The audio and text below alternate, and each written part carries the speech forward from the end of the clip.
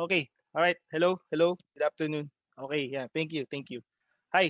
Good afternoon, everyone. So welcome to the second episode of Traders Lunch. No. So this one is exclusive only for UTrade clients. Okay. So we do have public Traders Lunch event sa Zoom, pero this time exclusive for UTrade clients only. So this is one of your perks as a client of UTrade.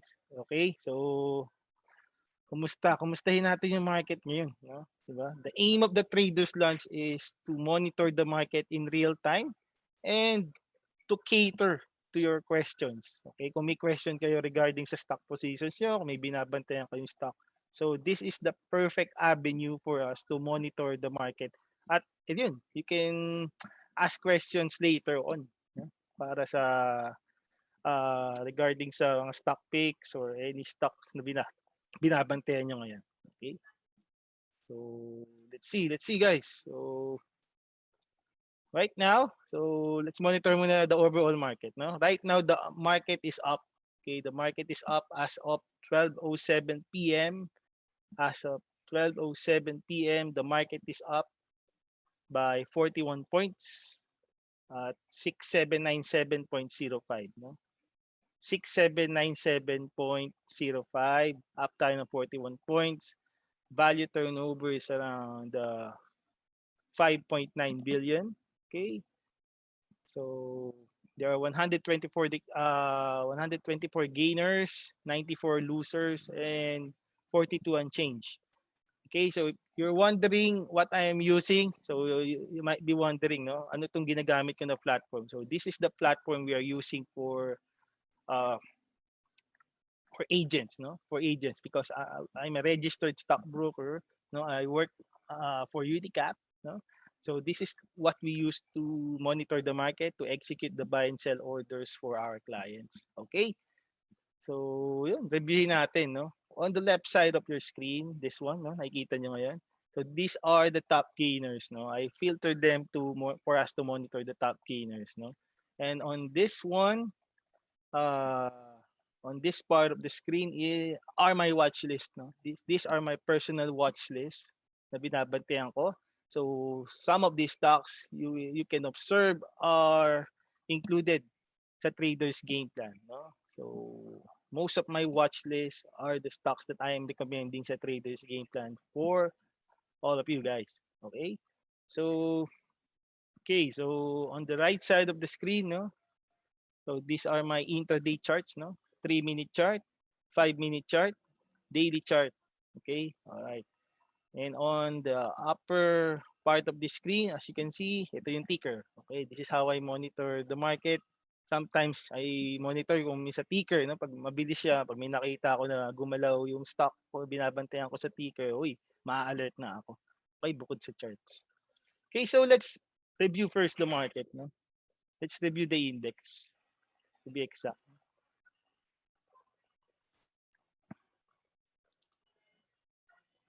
Okay. All right. So now sharing the screen, no? Sa index tayo ngayon, no? So what happened sa index, no? Okay, so the index is now above 68, no? 6801.16, and it established a low dito at 6681.14, no? Ito na-establish yung low side dito, yung support. So it is a good sign, to be honest, because what happened overnight, di ba? Alam niyo naman, there was a bloodbath sa US market, no? There was a bloodbath given down sila ng 1.75%, di ba? Nasdaq down 3.5%, no? So there was a volatility last night on the downside because of one thing, treasury rate yields, 10-year treasury yields, okay, went up, okay, went up last night. And this signifies na there's an impending inflation. Okay, because definitely nagkaroon ng market activity up because of the vaccine news. The people are now starting to go back sa normal lives sila. They go back to work, the economic activity, hindi umpisa na uling mag-spur, no? There is demand for goods, to be honest. So, part of it, yun na, So part of the process kasi pagka galing tayo sa economic downturn, sa recession, okay? Pagka naka-recover market, 'di ba? There are chances that potentially baka tumaas din yung inflation rate, no? Kasi economic growth and inflation rate sometimes they are positively related, no? I mean, a lot of times they are positively related, no? So, yun ang isa sa mga bad effects sometimes ng economic growth, no? There will be a point wherein mag-overheat yung economy natin. Okay? So, mataas ang inflation. Okay, so yun ang naramdaman sa US market last night. So, tumaas ang treasury yields nila, ng 10-year treasury yields, no? So that means the market is trying to tell us na there is an impending inflation na pwedeng mangyari sa US market or in the global economy as a whole. Okay, so what will happen pag tumataas ang rates, di ba? So definitely as an investor, for example ako, di ba, pag tumataas ang interest rate, di ba, ang mga treasury yields, di ba? Treasury yields kasi or diba, treasury mga bonds, di ba? Mga safe haven assets ito eh. Di ba? They promise ganitong return, percentage return sa client. Di ba? As a conservative investor, di ba?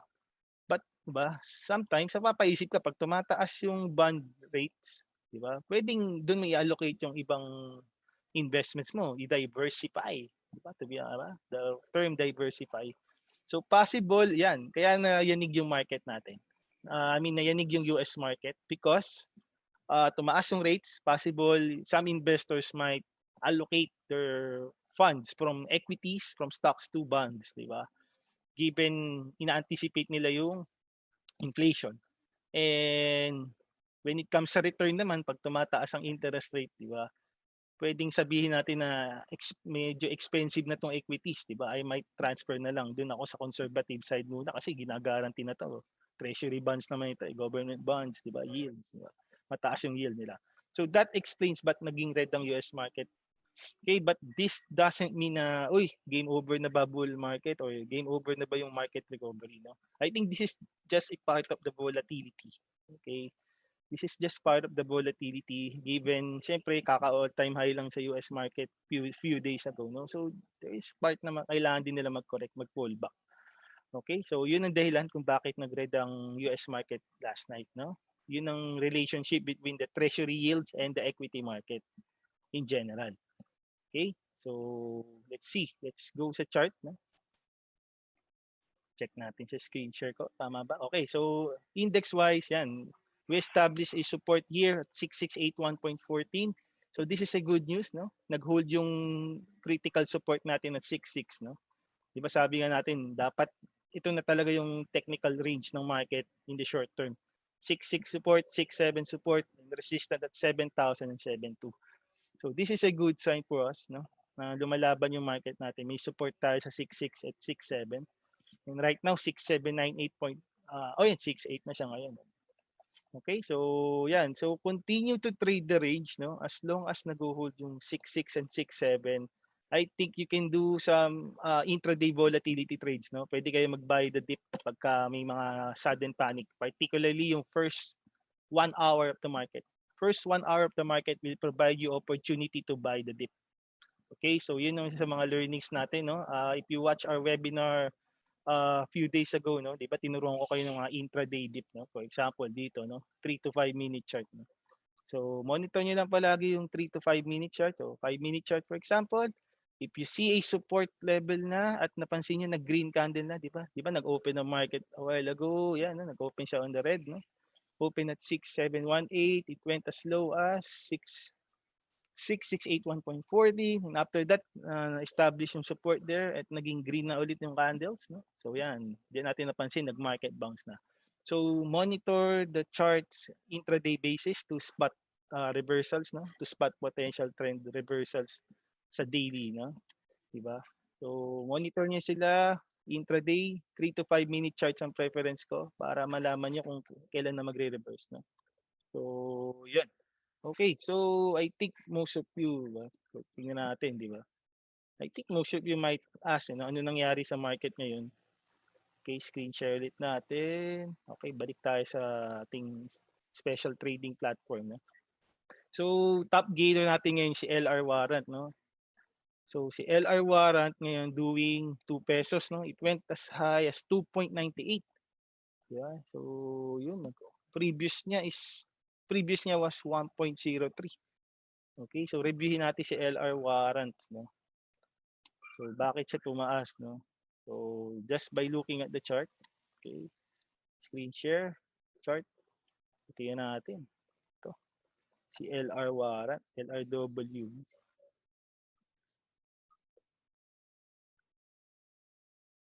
Okay. So yeah, later on, yeah, I will cater to your questions. Don't worry.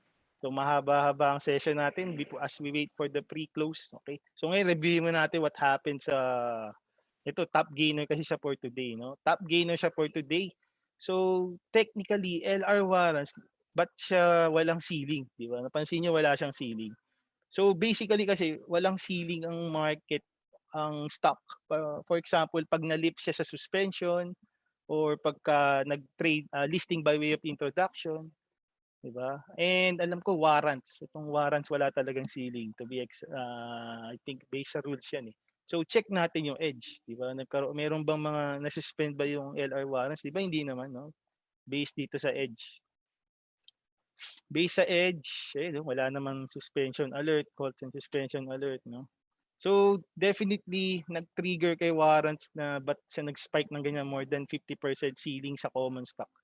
Yun nga, yung ayan, dahil sa warrants siya. I think warrants kasi walang ceiling and floor siya, no? Kaya I think ayan napuntahan siya ng mga YOLO traders out there.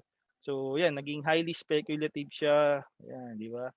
It opened at 105, it went as high as 298, and right now nagko-correct na siya, no? From 298 to 10 na lang siya, no? So na-hit yung resistance zones natin dito. Di ba? Yung 2018 high niya. Nandito kasi halos yung mga 2018 high niya. Nandito sa 3 pesos na resistance zones, no? So, yun yung babantayan nyo. Okay, pag nagte-trade kayo ng mga ganyang highly volatile issue na nagbe-breakout, so always monitor yung resistance zones niya moving historical resistance zones niya, meaning looking backward kayo, fast forward kayo, past tense. So titingnan niyo kung saan yung mga previous na high niya at doon yung potential na mga resistance zones. Pag doon nag-resist yung price action niya, you better take profits right away. Okay? Kasi mahirap maipit eh. Pati, ako ba? What if, di ba, hindi ka nag-cut dyan, no? 202 na, ilang percent na yung talo mo. Okay, so strict dapat ng stop loss ninyo and take profits as well. Pag napansin nyo, nagre-resist na yung price dyan sa previous na mga resistance niya. Okay, historically. Okay, so yun lang. So ingat talaga. So dapat dito tinututukan niyo mabuti given the volatility, di ba? Particularly yan sa intraday charts niya. No? Volatile talaga siya. No? Peak na rito, kita natin nag-peak sa 290 zones, di ba? 298 to be exact. Yan, nag-correct na siya. Diba? So yun, so that's LR. Okay. So okay, sige. Given na ilan tayo? 32 participants, no?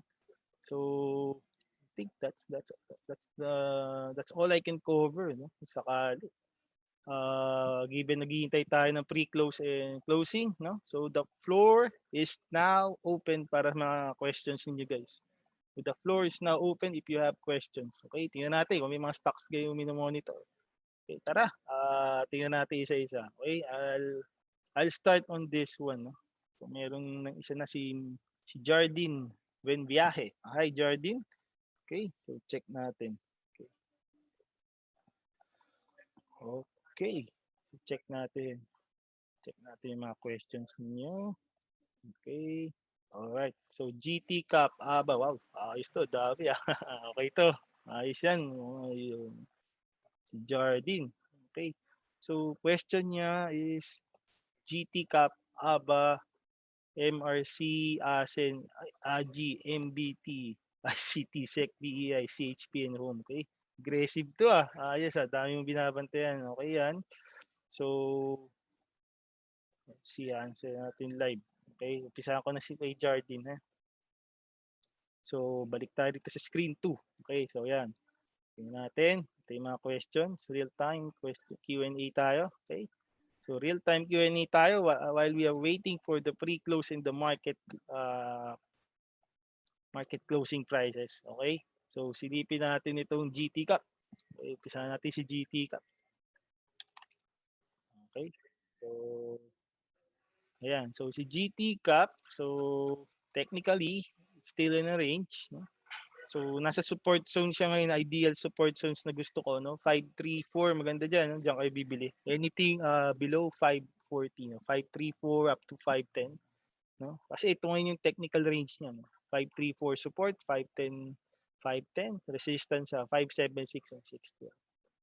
Okay, so yan, range trade pa rin siya, no? Bullish, magiging bullish ang scenario niya pag nag-above na to ng 600, yun ang preferred natin. Okay? So next, ABA. Okay, Abacor, ayan.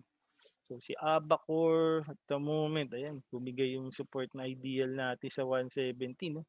So possible, ang next na support mo na rito, ito, yung gap. Okay, so ito, yung 102. Okay.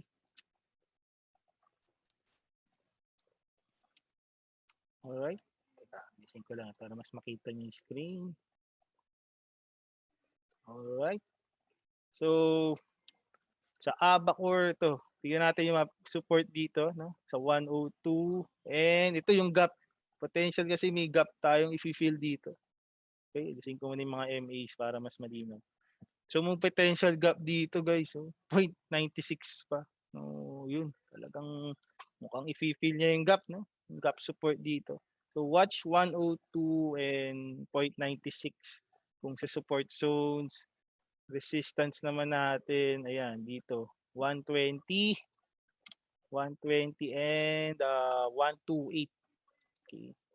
120 and 128. Ayan. Okay, so yeah, yun yung potential range natin na babantayan for next week, no? So you can sell near 120 and above. Okay, yan. Pag nag-resist dyan, yan yung mga potential na resistance zones natin. Okay, may questions na. Okay, alright, later on. Mas maganda sa ano. Sa Q&A nyo guys, ilagay yung questions para mas ano tayo, mas sync. Okay, sync natin kasi medyo mabagal yung data ko para dun sa Viber. Okay. Sa Q&A natin ilagay yung mga questions. Again guys, sa Q&A please. Okay. So ABA, yan yung tradable range muna niya. 102 support, 96. 102 and 96 support. Resistance at 120 and 128. Now trade this range. Okay, MRC. So yan, si MRC. So ganun din. No? Tradable range pa rin siya at the moment. No? As long as hindi ito nag-above 60, so range trade lang, buy on support, sell on resistance. No? So yan, saan kayo bibili? Ideally, yan, anything below 0.5 mukhang pwede na. No? 48, saka dito sa 46. No? So yan, ito yung 46 saka itong 59. So yan yung ideal na tradable range nyo. And you buy near 48, 46. Resistance target nyo 53 to 59. No? 53 to 59. And potentially, pagka na-break pa itong 59, may fill the gap scenario tayo nakikita dito, it could target 63. Okay, so yan. So yan yung pwede nyo gawin kay MRC. No? So you can buy na dito. Pwede kayong bumili ngayon and then ang support na watch for your trail stop pagka nag below 46 siya, no? So you can buy here 49.5, 48, 46. Target nyo 53, 59 and 63. Okay? So trail stop pagka nag below 46 sa stop loss natin. Okay, ASEN. ASEN naman, sabi niya, tapusin ko lang kay Jardine. So si ASEN, ayan, so tradable range pa din, no? Kita-kita natin, no? 689 yung support niya yesterday, so dyan muna siya at the moment, no? So i-ASEN kasi, alam niyo naman, ang support na range na talaga dito 6 to 8 pesos. Diba? Given dyan yung potential na price ng secondary offering. So as long as nag-hold tong 6, I suggest As long as alam niyo na yung range na for the secondary offering, you buy near 6 pesos na lang, no? Kung bababa pa to, no? Kasi short term, diyan na talaga magre-range yan. Given yan yung range ng IPO, secondary offering price niya. So, between 6 to 8 pesos. Okay? So, kung bababa pa to below 6.89, no, doon kayo mag-aabang pa. Buy as low as you can near 6 pesos. Okay? Kasi si Asen, I think, hindi na to pang chupita eh. Definitely medium to long term view na dapat kayo dito given na price in na lahat ng mga good news sa kanya, 'di ba? Lahat, 'di ba, backdoor ni Ayala, kung ano i-infuse sa kanya yung renewable energy portfolio. Okay, so buy as low as you can na lang dito sa ASEN near 6 pesos pa, 'di ba? Kasi yun nga, gagawin pa yung secondary offering price. Sabi kasi sa disclosure 6 to 8 pesos daw. Okay. Si AGI, so, yan. So, range pa din si AGI, no? So, technically, ayan, 1020 to 980 support, 1070 to 1122 yung resistance zones, no? So, yan. So, you buy near 1020, mas preferred natin, no? Kasi as long as hindi ito nag-hold above 11 and 1122, ganyan pa rin yung range niya. Okay. MBT, so this is a dividend play. So definitely it's a buy near 50 and below. So you still have a chance on Monday. No, if you're looking forward sa cash dividend niya, I think 3 to 4 pesos, no? So if you're looking forward to buy and avail the cash dividend, 'di ba? Ex-date kasi niya on March 2. So you still have until Monday and today and Monday to buy this stock and to have the rights to get the dividend. Okay? So, yun. So, if you will ask me, given na nag-hold na itong 50, so siguro sa closing, pwede na kayo mag-buy the dip. Pwede na kayo mag-buy sa closing. And then, buy the dip sa Monday kung mag-near 50 pesos pa. Okay? So, I think ganoon na yan eh. Ito na yung range talaga niya muna ngayon. 48.90 support and 50 pesos. Resistance target 52.20. And medium term target ko rito is 56 to 60 pesos. Okay, 56 to 60 pesos. ICT. So, ICT still in range, no? So, support 118.5, 115, 125.10, and 130. So, buy sa support. Ganun pa din, no? Given ang view naman natin sa index is on range trade pa din. So, pag bumababa yung index, I think you will have a chance to buy on these support levels ni ICT. Okay, range at 118.5, 115 support, resistance at 125 and 130. Buy on the support zones, ha? Be patient, guys. So, yun ang payo natin. Be patient, lalo na sa mga blue chips, given medium to long term MG ni dyan. And then, Security Bank. Alright, so, ayan. So, plot natin ng key levels, no? So, basically, yan. Nasa support zones pala to. Anything below near 125, no? Ilagay nyo dyan, 125. 125 and to 125 and 122.8. Okay, so ayan. So if you're looking to buy SECB for your medium to long term view, okay, so ayan, bantayan niyo siya near 125 and 122.8 ah. Yun ang support natin eh. Nakita, pwede na kayo mag-abang diyan, okay? So resistance target natin 138, 149. Okay, so abang-abang sa support. EEI. EEI. Okay. So, si EEI. Siya. Okay. So, si EEI. Ayan. So, ayan. Tabantayan nyo guys. Si EEI looks very interesting. Why? Because what did you observe, no? Itong mga previous na resistance niya during the month of October and November are now acting as your support zone. So this could support our thesis na this is a trend following stock. This remains a trend following stock and still in an uptrend. No? So monitor nyo lang yan and I think ito pwede nyo targetin yung 9.49. Anything above 9, no? 9.5 na natin to be exact, no? Pwede ito yung resistance target natin, no? Diba? You look on the previous resistance zones for your target. Okay, and then ito yung support zones natin ngayon. So 8.20 and 8 pesos, no? Anything near These zones, pwede kayong bumili. Okay, the buy the dip, no? Buy the dip. No? I think this is for trend following. No? So we could target 9 to 9.5 in the short term. The medium term, we could target 10 to 11 pesos based sa Fibonacci. Okay, Fibonacci projections. Okay, CHP. Okay, CHP.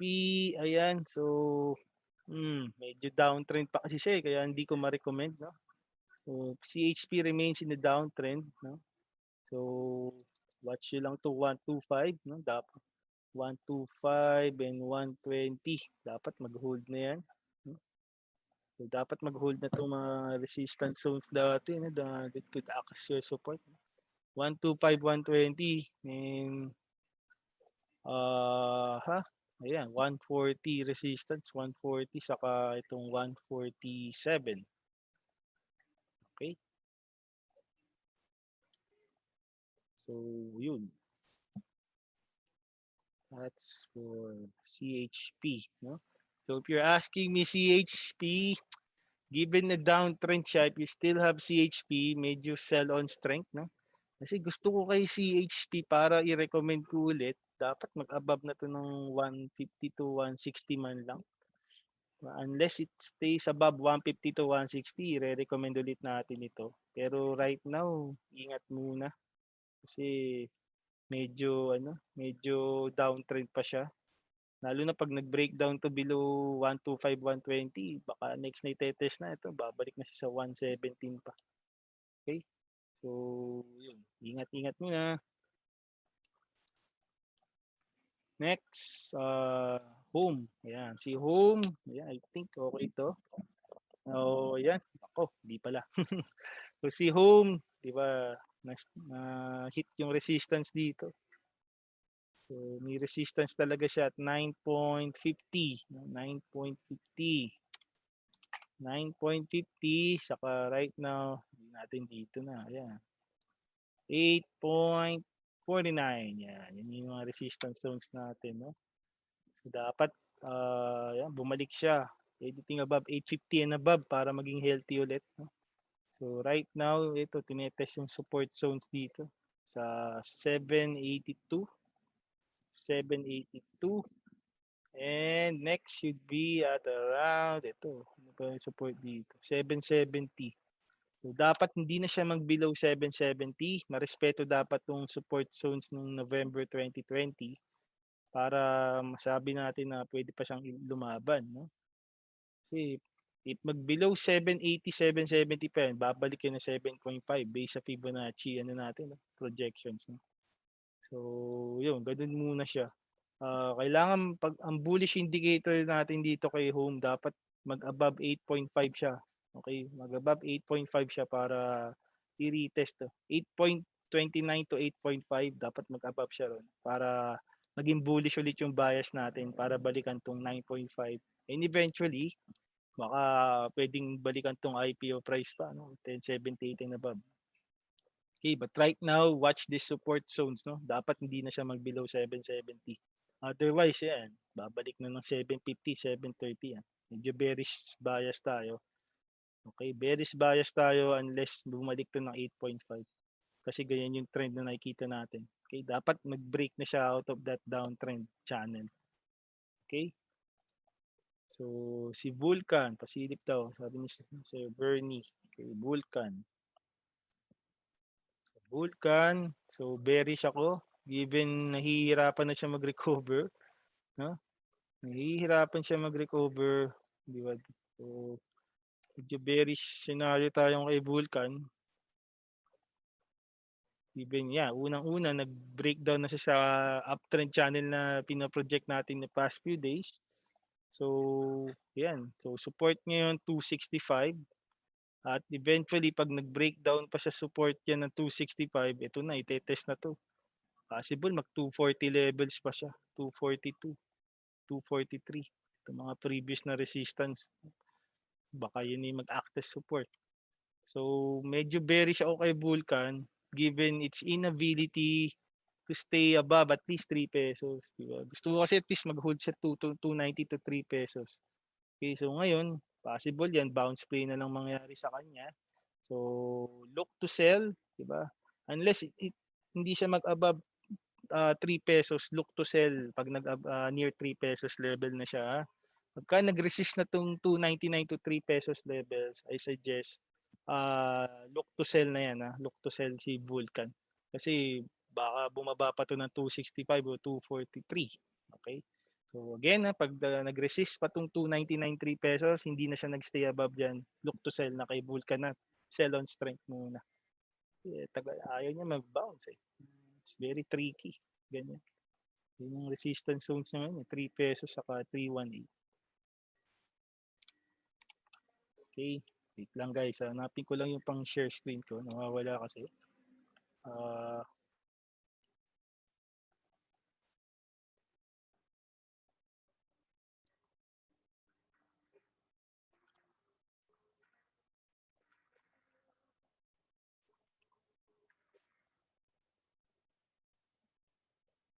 Meeting controls na. Okay. So next.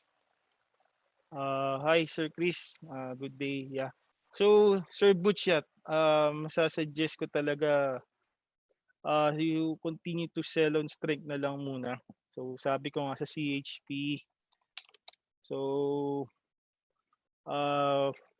dapat mag-hold na to muna above 150 to 147 to 150. That mag-break siya dito sa downtrend channel para maging confident ulit ako sa stock na to. Otherwise downtrend pa siya, yun nakikita ko sa kanya. Baka mag-downtrend pa. Okay, baka matest pa tong 125 to 120. Yun yung threat natin yung nakikita. Okay, so natin ko lang yung controls, no? So meeting controls. Okay, sorry guys, I adjust ko lang sa Zoom. Okay, meeting controls. Where is it?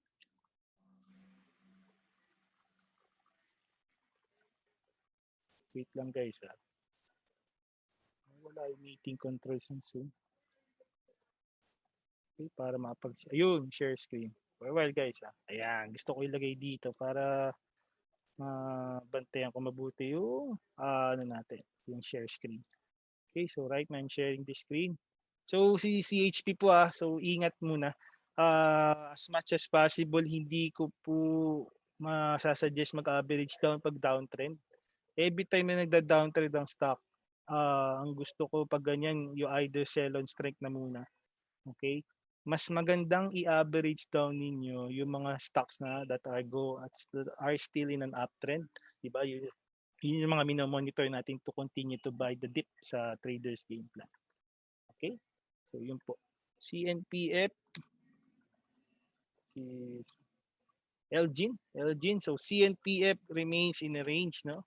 So I think the stock pag ganyan, healthy pa naman siya, no? So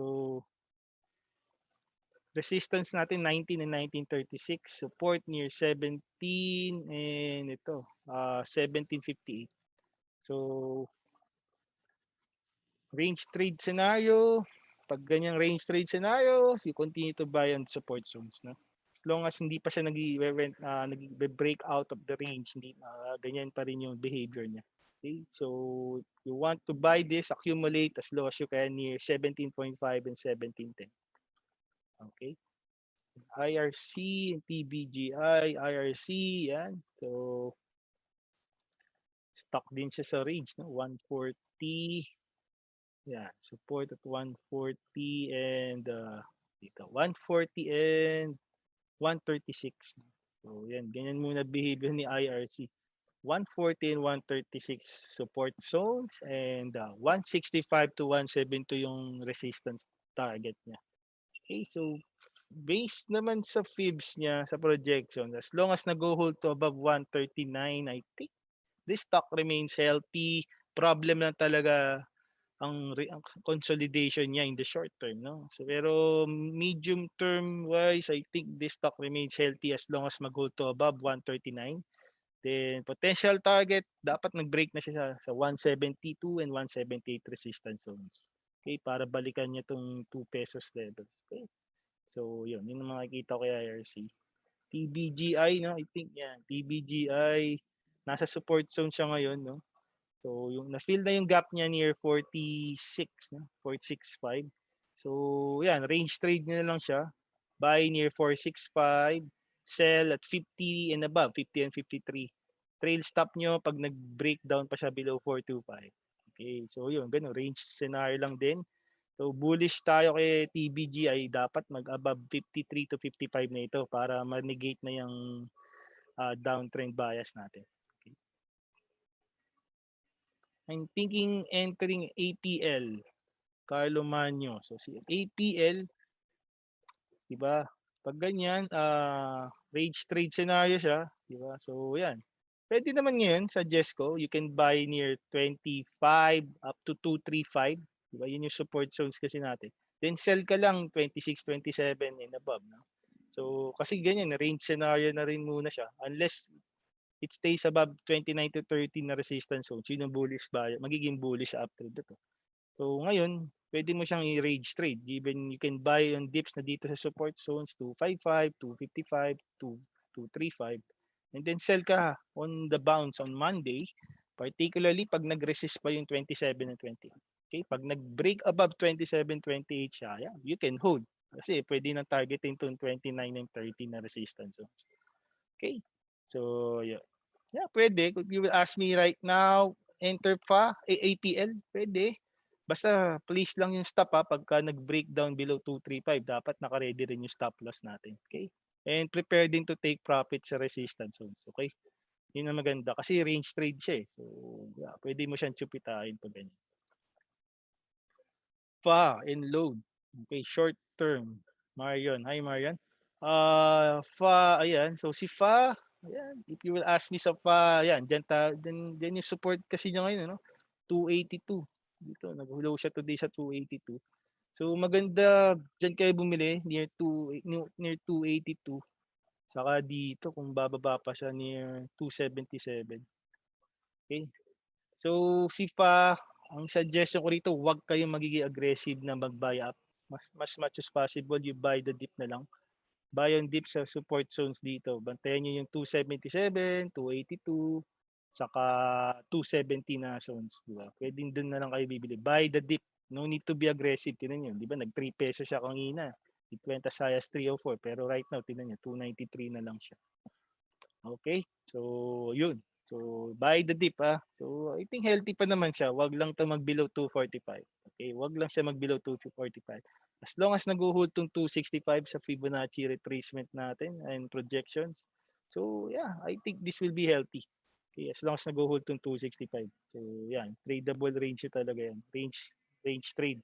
260, 270, 280 kayo bibili. Then, look to sell 3 and above. No? Particularly pagka nagre-resist pa rin itong 320 and 330. Okay. So, yun yung range trade niya. Range trade scenario. Okay. Short term kasi yan. So, range trade muna. Kasi hanggat hindi siya nag-above 320, 330, 334. So, range pa rin yung bias natin. The resistance will remain as your resistance. Okay. So, Lodestar. Ayan. Si Lodestar. Yan, pansin nyo, medyo matindi siya mag-whip given, for example, it went as low as 145 today. No? So, kay Lodestar, the moment, ganyan yung nakikita natin yung range bias. No? Support niya at 165. Bilhin natin 160. I-round up na natin. So, 160 and 145 yung support. Sobrang tricky given malalim yung correction zones niya. No? Resistance zones natin 186 to 193. Okay, so ang tip kay Lodestar pag ganyan, alam yung volatile siya, alam yung nagkakaroon siya ng wick, di ba? So, check niyo sa intraday kung saan siya nagbo-bottom out, no? At doon kayo bibili, di ba? Dapat nakatingin kayo sa 3 to 5 minute chart. At pagka napansin niyo nagkaroon na ng low doon, nagkaroon ng support doon, doon kayo bibili. Okay ba sa kayo, ba? Pag nagkaroon kayo ng mga green candles in the 5-minute chart, doon kayo bibili sa Lodestar. Okay? Kasi yun nga, medyo tricky siya. What if bumili ka sa 160, 170, below 140, 160, di ba? Possible din, pwede ka mapakat, diba? Lalim din. So, be careful lang kasi medyo volatile siya, medyo whipsawish. So, as much as possible, kung bibili kayo ng Lodestar, yung monitor sa intraday charts kung saan yung support niya. Kasi, yun nga, possible, dun yung makikita kung pa-reverse na siya in the intraday wise. Okay? So, definitely, tinest lang itong mga previous na resistance dito, now as your support. Okay? So, at the moment, kailangan lang, possible, mag 180 na to 186. So, then, pag na-break pa tong 193, lalo magiging bullish bias. Potential target natin dyan, possible pa mag 2209 na base sa Fibonacci. Okay, trick lang talaga dito is medyo whipsawish siya. Kaya dapat dito talaga medyo bantayan nyo lang yung support talaga intraday. Wag kayong magka-cut dito intraday given hintayin niyo na lang yung closing price niya. Kasi yun nga, pansin niyo nagkakaroon siya ng wick, di ba? Tinetest yung support sa malalim tapos nakaka-recover siya intraday. So kung magka-cut man kayo diyan, magsi-sell sa closing price palagi. Okay? Wag during intraday kasi may whipsaw kayo. Okay. So thank you po, basic technical seminar. Yeah. So Edmund, yeah, okay. Mga silip na IRC. What is with SunTrust? I notice with nasa monitored stock, no? So, si SunTrust kasi, so, just looking lang kung saan yung support zones niya. So, possible kasi nandito na siya, no? Somewhere near 170. 170. Maganda kasi, titingnan ko kasi kung potential magte-trend reversal na ba siya. So, at the moment, wala pa ako nakikitang buy signal pa ganyan. Given na gusto ko kasi mag-above 180 to eh. Or para maging healthy na ulit. 180 to 190. So at the moment, watch list lang siya pero yung buying indicator ko wala pa. Given dyan yung support muna niya, 160, 170. Then resistance siya nandito sa 187. So I'm just monitoring this one if magre-reverse na siya. But at the moment, wala pa ako nakikitang indicators and signal to buy. Okay, so ano na to? Parang nasa watch list lang natin. Okay, so BSC. Okay, so pa-close na rin yung market at the moment. So mag-stop muna tayo sa BSC. Sorry. 2 more questions na lang until FAG, Green, sa SEB. Okay, 3 more stocks na lang i-feature natin. FAG, Green, and SEB. Okay, then monitor na natin. Pre-close na kasi. Okay, so BSC, ayan. So watch nyo, diba? May support sa near 1 pesos, particularly 102, range trade scenario. Sell lang kayo at 117 and 123. Okay, 117 and 123 resistance zones to sell. If you want to buy dito sa 110 and 102 support zones. 108, 110, 102 mga buy zones, sell zones 117 to 123. Okay, range trade siya, pwedeng chupitain. Pwedeng chupitain. Answer na green.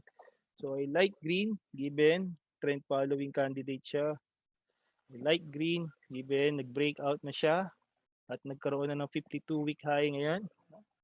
So, Bob, trend is your friend, medium term wise, based sa Fibonacci projections. We could be targeting 5 pesos na po this 475 to 5 pesos. Based na rin sa previous na mga resistance zones niya during the past few years, di ba? So ito na. So tina-target na niya itong mga 2001 so na resistance.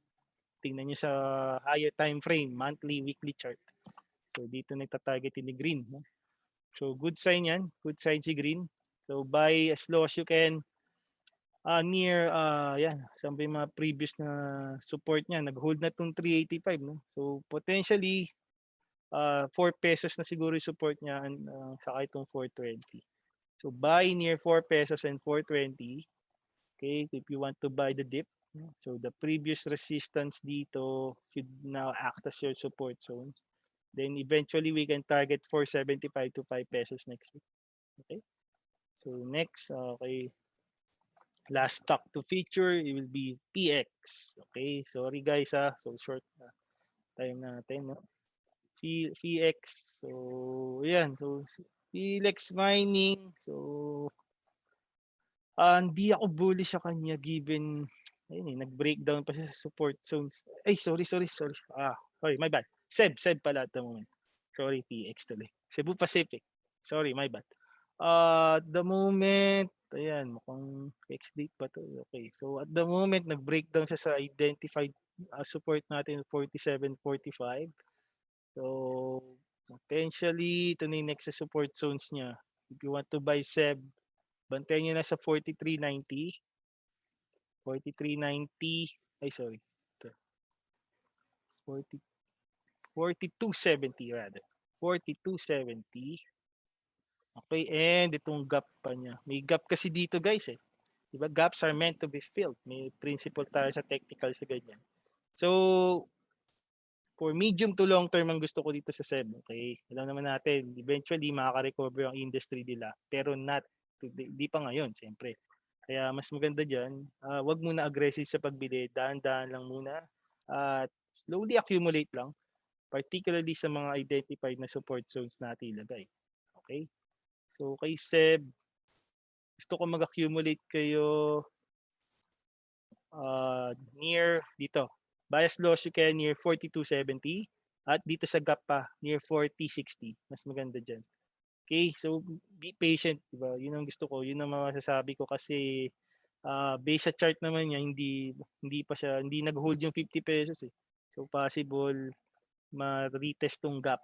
42.70 and 40.60. So diyan tayo mag-aabang kung gusto niyo. If you want to buy SEB.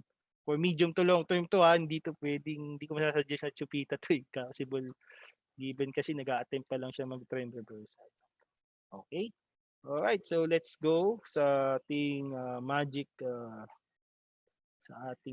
trading platform. Okay, so thank you guys. Thank you sa mga questions. Hopefully na-enlighten kayo ha. So next week or sa next event natin na Traders Dutch, damihan niyo pa yung tanong niya. Keep it. Sige lang. Keep it coming. Diba?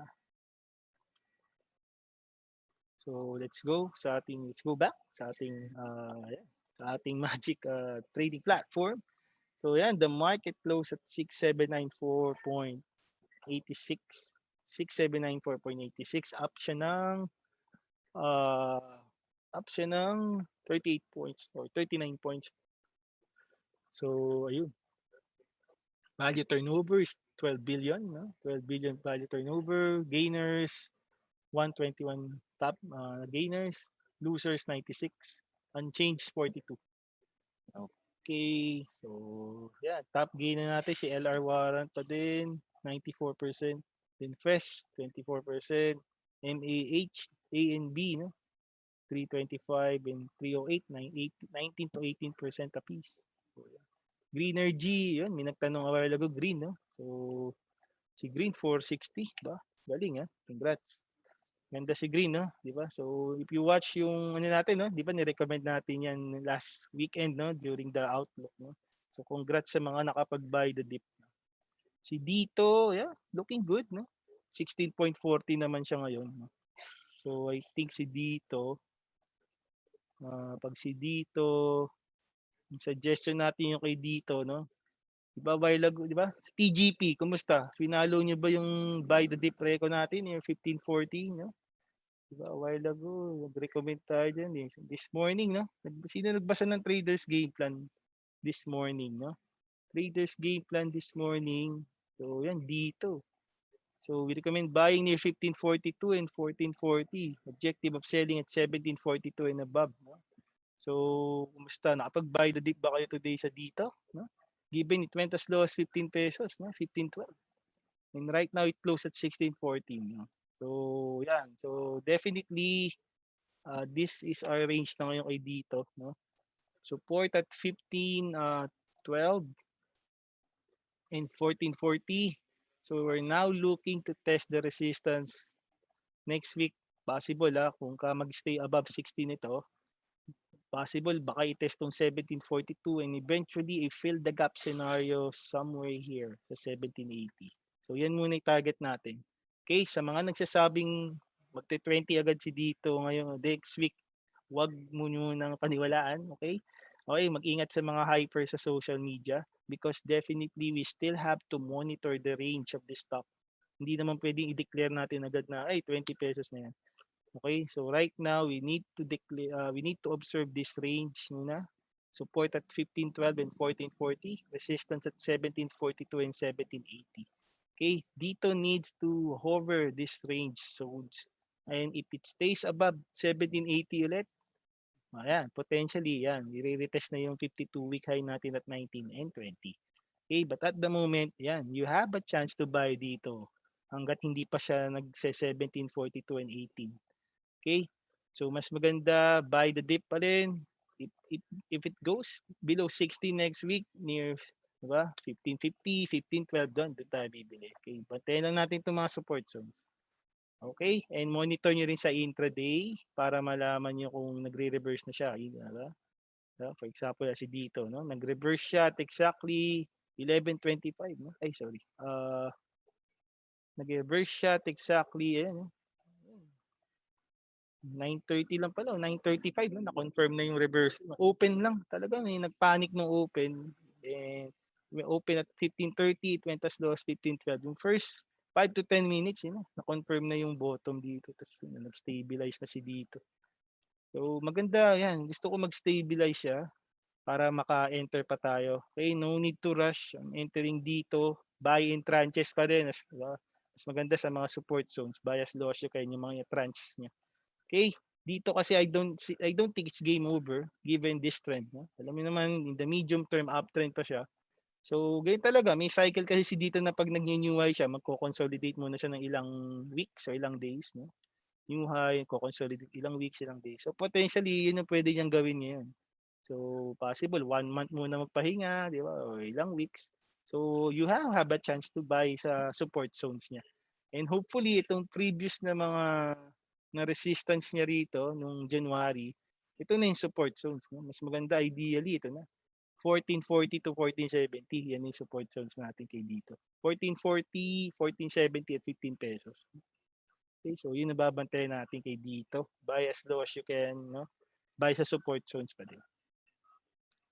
Okay, so yun guys. Thank you. Thank you sa time. Thank you sa time. Thank you and hopefully marami kayo natutunan ngayon sa ating traders lunch, no? And hopefully na-answer natin mabuti yung mga questions niyo sa particular stock, no? So continue to monitor the traders game plan for recommendations, no? So rest assured, tulungan tayo palagi, okay? Rest assured, we will have more webinars, okay? Sa UTrade, okay? And today, magkakaroon pa ng isa. Okay? Kakaroon tayo ng webinar, okay? Okay, mayroon tayong webinar today. Ayan, so abangan nyo to guys. So we have a webinar today at exactly 3 p.m. Bantayan nyo to guys at mag-register na kayo ha. I believe na-post to sa UTrade page natin, no? Sa UTrade by Unicapital last Feb 4. And I believe you also have an email invitation, no? This is exclusive only for the UTrade clients, no? We have our analyst, si King de Mesa, isa to sa mga experts natin, di ba? Friend ko tong si King, isa to sa mga galing na analyst na kakilala ko. Magaling siya sa research, magaling siya to find winning stocks, magaling siya to find undervalued na stocks na pang medium to long term hold nyo, guys. Okay, if you're looking to buy stocks na may growth potential in the medium to long term, so this is the perfect webinar for you. So this will happen today at exactly 3 p.m. So hindi pa kayo nakaka-register, mag-register na kayo ASAP. If you have friends na client sa Unicap, sabihan nyo, manood kayo mamaya at 3 p.m. Okay, How to Pick Winning Stocks by King de Mesa. Okay, isa to sa mga batikan namin analyst. So bantayan nyo to ha, manood kayo mamaya. Okay, so right. So, ayan. So, we still have 2 minutes before closing, no? So have a happy weekend, guys, ha? So, stay safe. Stay safe palagi. And, yeah, kita-kits, ha? I believe, meron kaming upcoming webinars pa on March, no? So, bantayan nyo yung March 5, ha? And stay tuned palagi sa UTrade by Unicapital webpage, sa UTrade by Unicapital official Facebook community groups natin para sa mga events. Okay? Alright? So, check nyo rin palagi yung emails regularly. Okay? Alright. So, happy weekend. Okay? Thank you very much. Okay? Tayo na lang natin mag-close si market.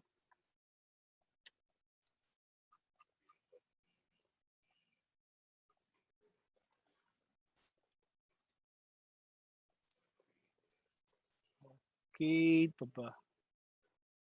Alright. So, ayun. So, paano ba? Oh, may pa rin pala si Now. 294 guys. 294 si Now. Ito pa nangyari. Ito si LR Warrants guys. Tingnan nyo ha. Yun yung sinasabi ko nga. No? Diba? It went as high as 298. Then nag-close na lang siya ng 2 pesos. No? So yan yung dapat mag-iingat tayo. No? Particularly pag nagpipik yung highly volatile na stock. Pag napansin yung nagpipik siya sa mga previous na resistance zones during the past few years, yung mga previous high niya, past few years, dun kayo magsisell. Look to sell on those levels. Tandaan nyo, hindi naman pwedeng to the moon yan. There will come a point na may exhaustion point intraday ang isang stock. Okay? So guys, hopefully nakabili na rin kayo ng Metrobank. So maganda yung price niya ngayon, 50.70. Nako, yun lang, medyo may buyers pala. Try nyo lang pumila, okay? Meron pa kayong chance next week. You still have a chance until Monday, no? You buy near 50 pesos or pag sa closing sa Monday, before closing. Okay, dapat meron kayo on Monday na Metrobank if you want to avail the dividends. Okay, sayang dividends. Okay, so yun, close na market. So total value turnover for the day is 12.9 billion, no? It closed at 6794.86, no? Up by 39 points. So, yun. Okay, happy weekend guys. So kita-kits ulit tayo sa mga future traders lunch. And again, don't forget yung event later, 3 p.m. How to pick winning stocks by King Demesa. Okay, thank you very much and happy weekend. Thank you. Okay.